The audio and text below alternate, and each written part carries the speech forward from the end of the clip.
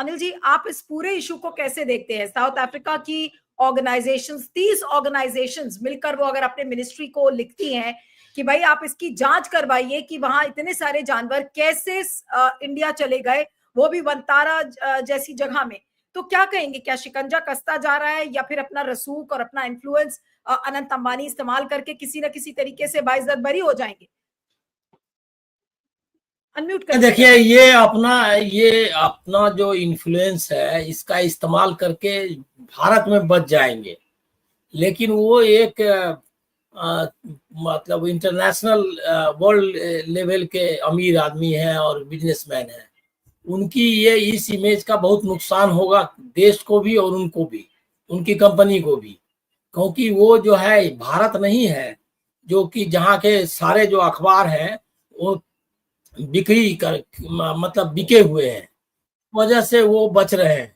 नहीं तो वो सवाल जैसे ही वो प्राइवेट जू बनाया, उसके बाद जो के राय साहब ने कहा, या जो जो इशूज है बाकी कानूनी और एथिकल दोनों, सिर्फ इसमें देखिए जो वन्य पशुओं के संरक्षण का मामला है वो सिर्फ कानूनी नहीं है, वो एथिकल भी है। जैसे कि ब्रीडिंग, ये क्या कहते हैं, व्यापार जो है चाइना ने इसको शुरू किया, लायंस एंड टाइगर्स का जो है ये करने का, ब्रीडिंग का, तो पूरे वर्ल्ड ओवर में इसकी क्रिटिसिज्म हो रही है, क्योंकि वो उसको जैसे आप मुर्गी पालते हैं उसी तरह किया, तो इस पर बहुत डिबेट हो रहा है और अभी भी उसका अपोजिशन हो रहा है कि चाइना जो है इसको कमर्शियल इस्तेमाल कर रहा है और ये बहुत डेंजरस ट्रेंड है।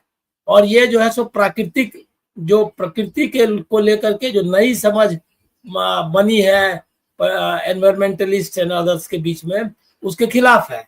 तो वो इंडिया में वो डिबेट ही नहीं हुआ उसमें। और देखिए उसमें एक वो उसका इस्तेमाल कर रहा है कमर्शियली, अभी वो उसका व्यापार कर रहा है कि नहीं वो मालूम नहीं कि, लेकिन इसका कमर्शियली इस्तेमाल वो पब्लिसिटी के लिए और जो है गेस्ट लोगों को एंटरटेनमेंट के लिए कर रहा है। बिल गेट्स वहां आया, जुकरबर्ग आया, सबको ले जाता है दिखाने के लिए।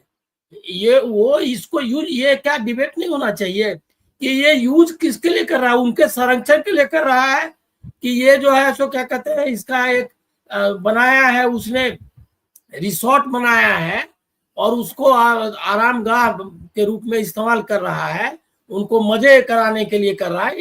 एथिकल इशू भी है और कानूनी तो है ही। तो वो जो है उसी में प्रधानमंत्री भी गए। प्रधानमंत्री भी क्या है, ये जो क्या कहते हैं हैट पहन करके, ये क्या ये क्या है, भारत के गरीब मुल्क और उसके क्या उसके दृश्यों से मेल खाता है? किसी अखबार वाले ने इसकी चर्चा नहीं की। अब जहां तक सवाल है कि जो ये करने का जू वाला, उसमें देखिए नॉर्थ ईस्टर्न स्टेट से भी इन्होंने लाया, क्या कहते हैं, जानवर, वो जो पैंथर्स हैं वो लाए हैं। और उसमें उसके लिए क्या देखिए, पूरा मिनिस्ट्री उसके साथ है। उसने उसको जो सेंट्रल जू ये अथॉरिटी है, उसने वहां से जो इनको दिया ला करके, तो उसके एवज में उनको इजराइल से जो है जानवर जेबरा जो है वो ला के देंगे, ऐसा वादा किया। मतलब ये पूरा तंत्र का 3000 ये एकर्स में वो है जगह, उसके बारे में भी देखिए मर चुकी है हिंदुस्तान की पत्रकारिता। इसीलिए आपको कुछ बात नहीं, उस पर इंडिपेंडेंट वहां बाहर का विदेशी अखबार छाप रहा है कि क्या कहते हैं गए मोदी जी, तो वो उसका क्या है वो। और ये सारे जो उठ रहे हैं नॉर्थ ईस्टर्न स्टेट्स में, जो एनवायरमेंटलिस्ट और सब लोगों ने उठाया है। अच्छा देखिए वो संस्था भी खत्म। आपको याद होगा कि क्या कहते हैं, मुर्गियों को ले जाने क्या और बिल्लियों को पकड़ने को लेकर के ये मेनका गांधी का रोज छपते रहता था। आपको याद है कि नहीं? हमको तो याद है कि वो बड़े बड़े लेख छपते थे और फोटो छपते थे। तो एक भी आवाज सुनाई नहीं पड़ती वंतारा को लेकर, उन्होंने उसने एक संस्था बना के रखी है, वो कहाँ है? और ये बाकी भी जो है, क्योंकि अच्छा बाकी जो आवाज उठाने वाले हैं उनका कहीं छपेगा तब ना, आवाज या बोलना भी बंद कर दिया होगा, ये भी संभव है। हिंदुस्तान में नैतिकता नाम ये पाखंडी मुल्क है और ये पाखंडी मुल्क में हजारों साल से ऐसा ही है कि इसमें सब ऐसे ही पाखंडी सब है। अब वो मेनका गांधी कहा है, पूछिए उससे, वो यहाँ जो है सो मुर्गियों को ये क्या कहते हैं पैक्ड ये ले जाने के खिलाफ आवाज लगाती थी। और क्या कोई आदमी जो है सो अगर कोई ये लगता था, मतलब जो ऐसे इशू को लेकर के, और खूब उसका इंटरव्यू छपता था और खबर फ्रंट पेज पे छपती थी।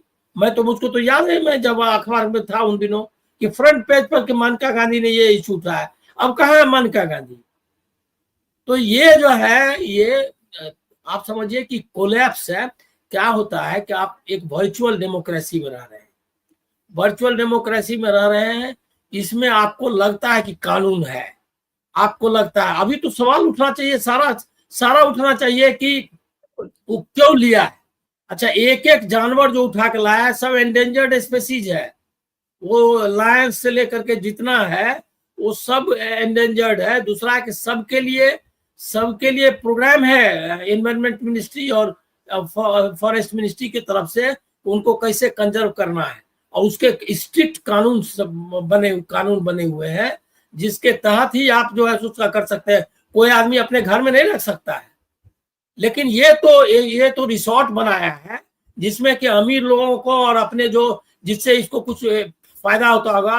अब जुकरबर्ग और क्या कहते हैं बिल गेट्स वगैरह, तो ये सब तो बिजनेस का खेल ही है ना, जो ग्लोबल जो ये क्या कहते हैं कॉर्पोरेट का जो ये है क्या मतलब चल रहा है, उसमें ये लोग प्लेयर्स हैं।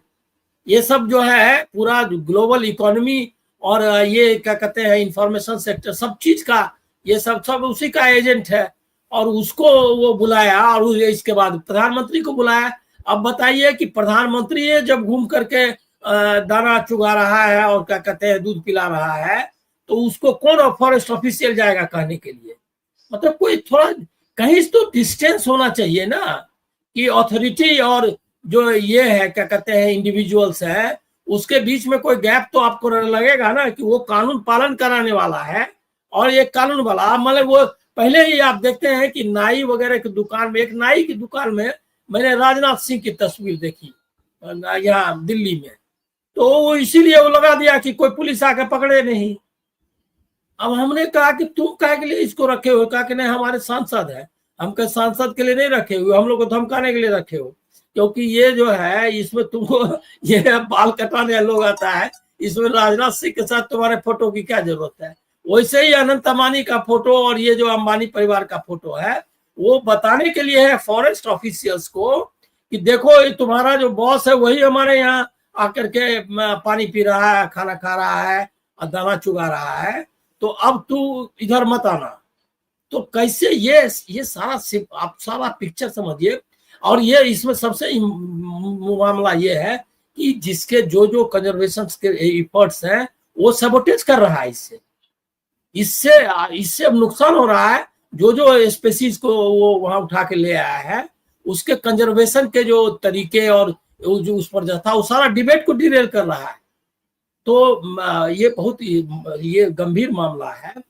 लेकिन मुझको क्या लग रहा है कि वहां पर असर होगा, क्योंकि वो जो इंटरनेशनल लेवल पे ये खबर आई चल रही है, वो उससे नुकसान होगा देश को भी और उनको, इसको भी, इनको। लेकिन ये कुछ करेगी ऐसा मुझको नहीं लगता है सरकार।